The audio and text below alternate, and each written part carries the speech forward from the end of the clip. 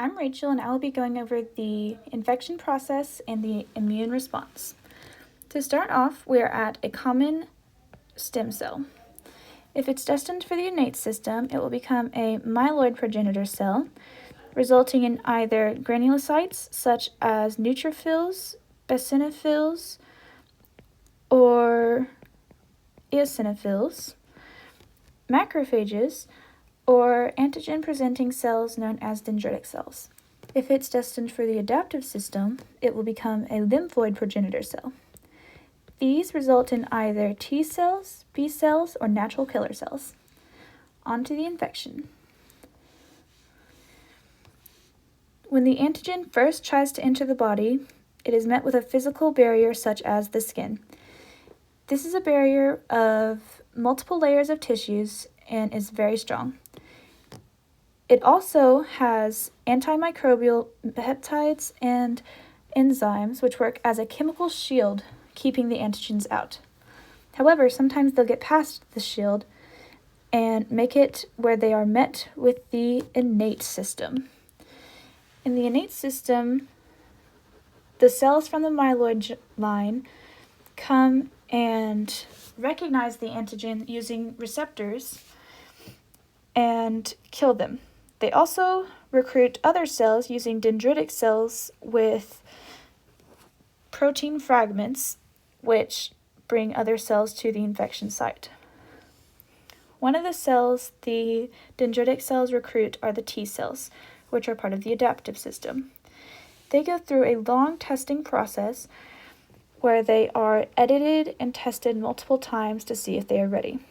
If they are not, we kill these cells so that we don't use our energy on them.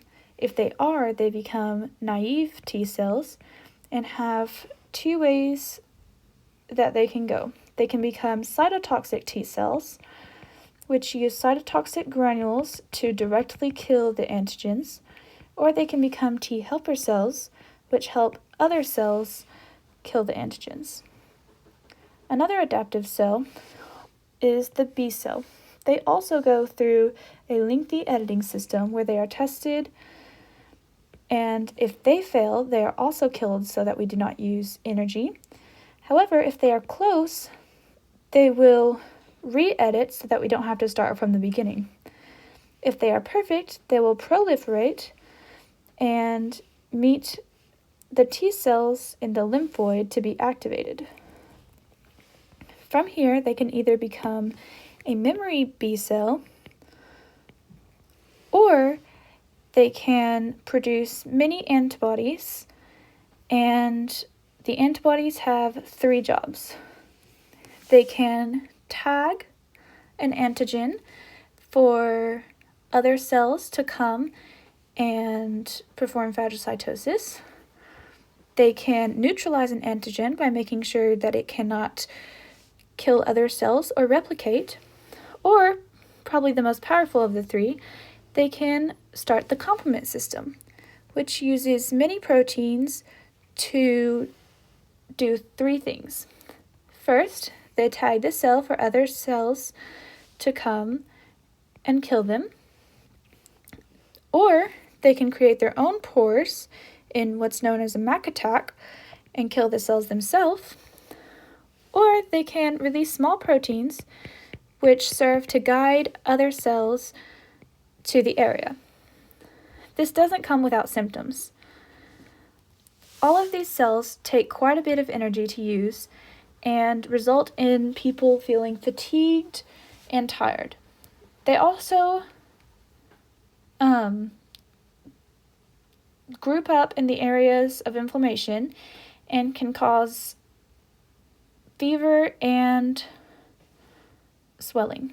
However, not all people have the same symptoms or are sick for as long, and this brings us back to the memory B cells.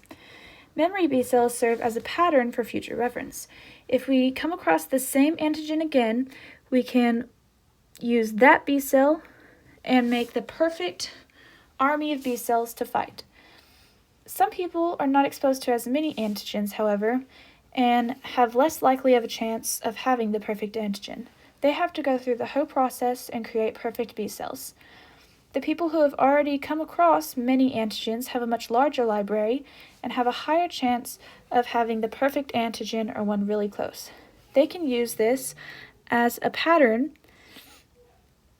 and they won't have to make the perfect B cell. Their symptoms are shorter lasting and less severe than those with less exposure. The innate system is a very intricate system, but it's also very helpful.